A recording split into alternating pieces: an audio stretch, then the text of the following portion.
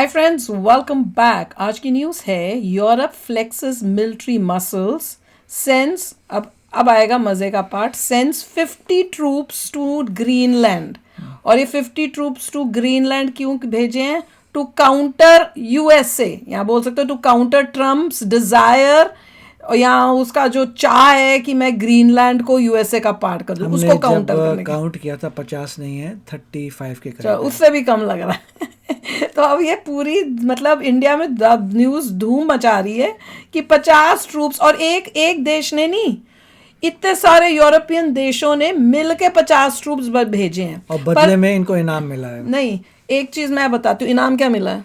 10% tariff बढ़ गए इनकी कंट्रीज में।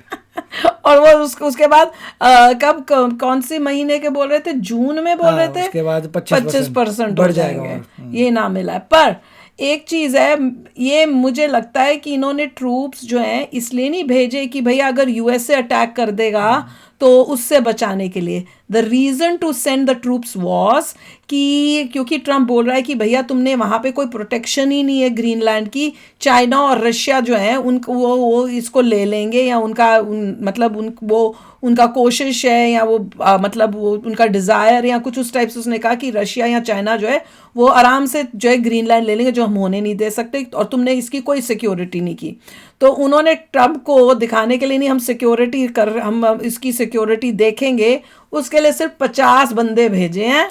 बस देखिए, नहीं, ये देखो हमारी ये चाइना और रशिया से बचाने के लिए। एक और एंगल एक ये ये होता है एंगल कि भी है। अगर मान लीजिए वॉर होती है या कोई ऑपरेशन होता है, उसमें इन कंट्रीज का सोल्जर मर जाता है, फिर तो श्योर मर जाएगा कि नेटो ने नेटो को मारा। ये भी है कि नेटो के अंदर ही एक नेटो मेंबर ने दूसरे नेटो मेंबर पे मारा, तो it is going to become a big problem.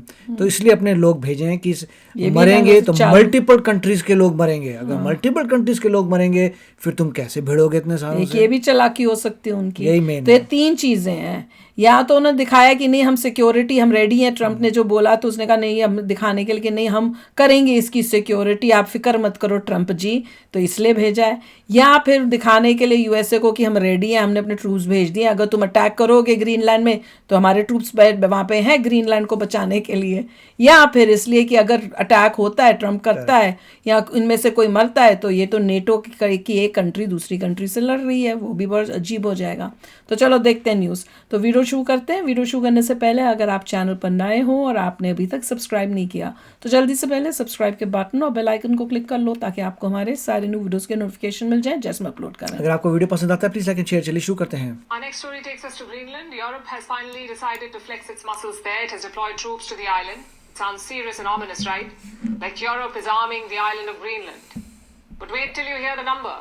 Europe has sent less than 50 soldiers. Less than 50. Yes, 50. Less than 50 soldiers to secure Greenland. This is an island of 2.1 million square kilometers. If you do the math, that's one soldier for every 42,000 square kilometers. Now, to put that in context, that's one soldier for an area that is the size of Switzerland. That is Europe's Arctic deterrence. Look at the number. इससे फर्क नहीं पड़ता, क्योंकि ऐसा नहीं है कि there are so many people in Greenland, there is nobody over there.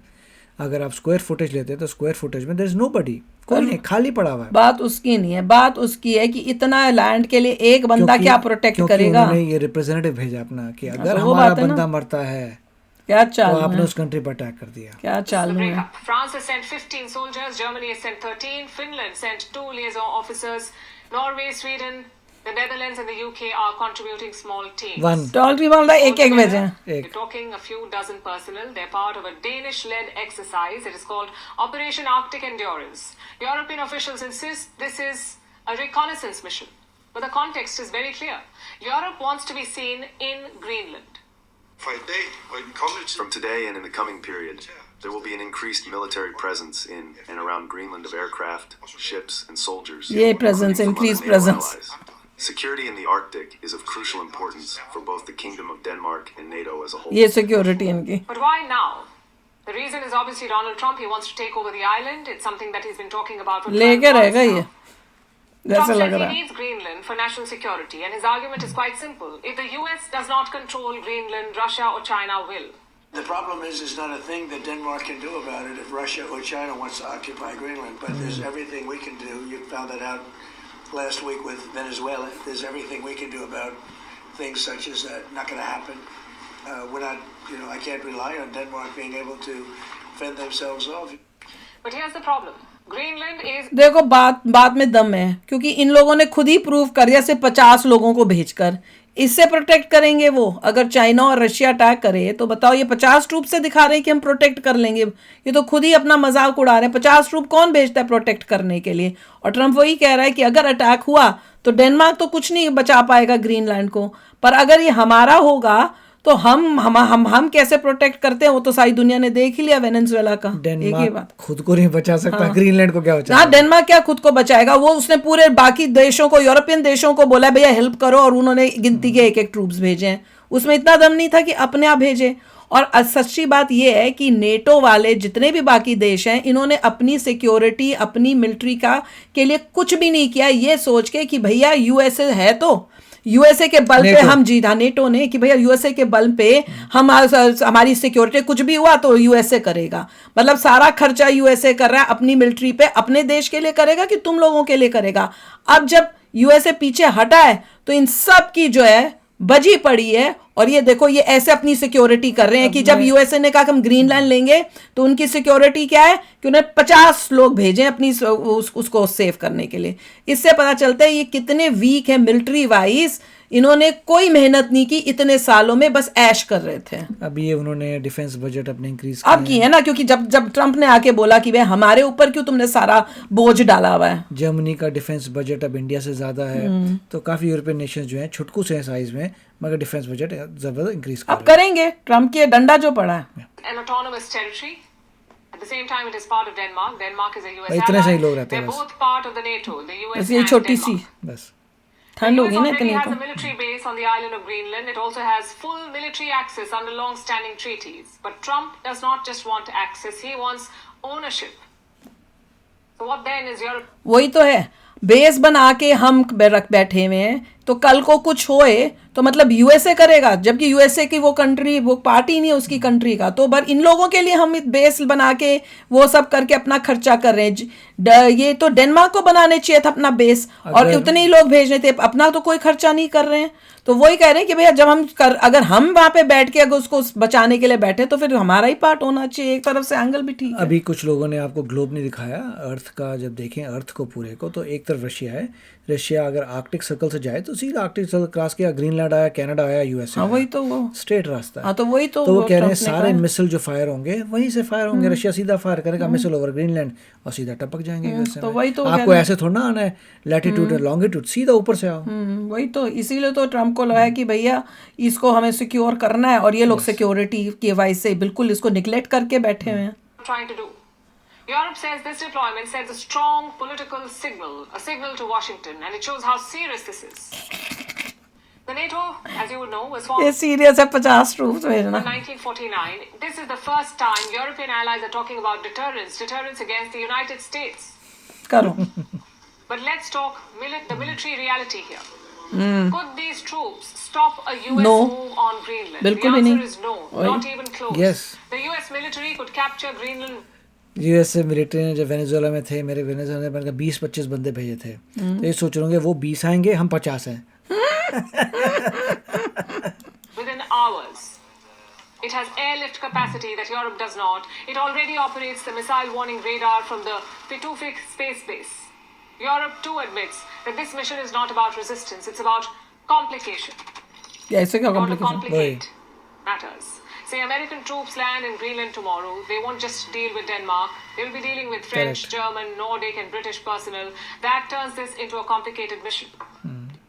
Well, to your first question on Greenland, I don't think troops in Europe impact the president's decision-making process, or nor does it impact his goal of the acquisition of Greenland at all. So 50 troops won't help. But what are Europe's options right now? Currently, it has 3 real options. Option 1 is deflate. Europe needs to flatter Trump. It needs to agree that Trump has a point, and then offer more NATO cooperation. The Europeans can only hope. मैं last point बोल रहा हूँ कि mostly plan ये होगा कि American आएंगे, इन 50 को किडनैप करेंगे और डिपोर्ट कर देंगे अपनी अपनी कंट्रीज में। तो वो लोग वापस आ जाएंगे अपनी ग्रीनलैंड यूएसए का पार्ट है। ये होगा कि उनको किडनैप किया, वापस कंट्री में भेज दिया, problem solve. That Trump will be swayed by this, but this seems to be their current strategy. Option 2 is proper deterrence. Not 15 or 50 soldiers, but Europe needs a sizable presence. They need to be present Impossible in इनके Greenland लिए। either permanently or on rotational basis. Also, they need to make the consequences clear. What happens if the US violates Greenland's sovereignty? What will Europe do? Graveyard था उनका। The problem is that to do all of this, the Europeans need political courage and unity. And at this point, they have neither. Option 3 is waiting it out. Europe can just hope that Trump gets distracted. Midterms, China, Iran, something else. Europe can hope that Trump finds a new obsession and moves on. Honestly, it's their most realistic option at this point. So Europe's troop deployment to Greenland is not about defense. It's about sending a message. But messages only work if the sender has leverage. वही है ही नहीं। So Europe, as we see it, is waving a flag and hoping that it counts as a shield. We're not sure how long that will work. मैं तो कहूँगी ये तो उन्होंने ये किया है कि जैसे कहते हैं ना, वो कौन होती है, बुल होती है, बुल को सांड के सामने लाल वो दिखाओ तो वो ना, तो इन्होंने ये हरकत करके जो है और गुस्सा या उस टाइप से करा दिया और उसका रिजल्ट जो है बता ही दिया है कि उनके ऊपर 10% टैरिफ लग गए हैं और उसके बाद आगे जाके 25% हो जाने हैं। तो इससे सॉल्व नहीं होगा। इवेंचुअली मुझे लग रहा है कि बातचीत से जो है ग्रीनलैंड जो है इनको ये देंगे यूएसए को। मुश्किल है पर एक इसका चांसेस ज़्यादा लग रहे हैं बाकी सब होने से, और शांति से ये दे दें वही बेटर है ताकि रिलेशनशिप्स ख़राब नहीं हो, क्योंकि इनको यूएसए की ज़रूरत है। करेक्ट, मोस्ट लाइकली पैसा दिया जाएगा और पैसे की डील हो जाएगी, काफ़ी महंगी डील होगी, यूएसए को काफ़ी बर्डन आएगा, बट सेफ्टी के लिए करना पड़ेगा। मुझे लगता नहीं है कि कोई वॉर होने वाली है, मुझे लगता नहीं है कि मिलिट्री ऑपरेशन हो जाएगा अगेंस्ट यूरोप इटसेल्फ, क्योंकि दैट विल बी डेंजरस। यहाँ पे काफ़ी सारे डेमोक्रेट्स जो बोलते हैं वो बोल रहे हैं कि अगर ऐसा हुआ तो मिस्टर ट्रंप की ख़त्म हो जाएगी प्रेसिडेंसी। वाह, वो तो उल्टा बोलते ही बोलेंगे, क्योंकि तब से जो इनका था कि हम किसी तरह से करें, खुद कर नहीं पाए, अब वही काम ट्रंप कर रहा है तो उनको अब तकलीफ भी हो रही है। वही होता है ना ऑपोजिशन, जैसे इंडिया में चाहे अच्छा काम कर रहे हो देश के लिए, वो राहुल गांधी खड़ा हो जाता है बोलने के लिए, वैसे ये डेमोक्रेट्स खड़े हो जाते हैं देश के अगेंस्ट बोलने के लिए। तो अब देखेंगे कि क्या होता है और ट्रंप क्या डिसाइड करता है, ये लोग क्या डिसाइड करते हैं, बातचीत से कुछ होता है कि नहीं। और अच्छा, मैंने मेन ये बताना था कि ये डेनमार्क से पहले भी कुछ खरीद चुका है यूएसए, ये मैं कहीं सुन रही थी, कोई एक जगह है, मेरे को नाम दिमाग से उतर गया है, वो अभी मैं न्यूज़ जब देख रही थी यहाँ की, तो उन्होंने कहा कि पहले भी खरीद चुके हैं डेनमार्क से कोई एक पार्ट। तो ये अब ये दूसरी ये चीज़ का हो रहा है, और ऑब्वियसली इन लोगों ने उसका ध्यान तो किया ही नहीं है सिक्योरिटी वाइज, वो तो सबको दिख ही रहा है, कुछ भी नहीं किया है। और अभी भी 50 ट्रूप भेज रहे हैं, इसका मतलब पहले इनके पास कोई ट्रूप ही नहीं था, सिर्फ एक बेस था यूएसए का ही। तो यूएसए बोलने में ठीक है कि जब तुम ध्यान ही नहीं कर रहे उसका एरिया का और हमारे ऊपर ही छोड़ा हुआ, तो might as well sell it to us. तो चलो आप भी शेयर करना अपने थॉट्स। चलते हैं, मिलेंगे नेक्स्ट वीडियो में बहुत ही जल्द। Till then take care and bye bye. तो अगर आप मेरे इस चैनल पे नए हो तो जल्दी से सब्सक्राइब के बटन को हिट करो और बेल आइकन को क्लिक करो, ताकि आपको मेरा जब नया वीडियो मैं लगाऊं आपको उसके बारे में जल्दी से पता चल जाए।